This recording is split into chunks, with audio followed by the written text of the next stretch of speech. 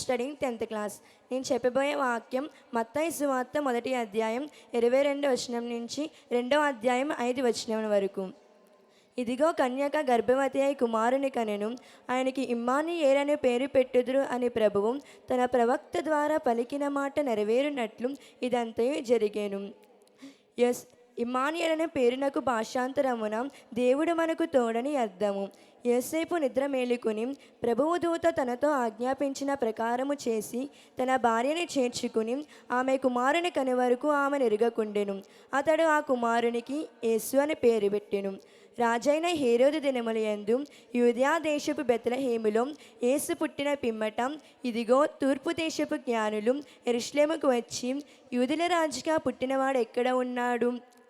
తూర్పు దిక్కున మేము ఆయన నక్షత్రము చూచి ఆయన పూజింపవచ్చితిమని చెప్పిరి.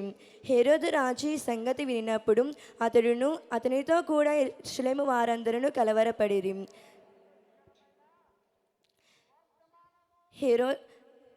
కాబట్టి రాజు ప్రధాన యాజకులను ప్రజలలో నుండి శాస్త్రులను అందరినీ సమకూర్చి క్రీస్తు ఎక్కడ పుట్టినని వారిని అడిగెను. అందుకు వారు యూదయా బెత్లెహేములోని. ఏలయనగా యూదయా దేశపు బెత్లెహేమ, నీవు యూదా ప్రధానులలో ఎంత మాత్రమును అల్పమైన దానవు కాదు. ఇశ్రాయేలును నా ప్రజలను పరిపాలించు దేవుడు నీలో నుండే వచ్చునని రాయబడి ఉన్నదని అనిరి. Thank you.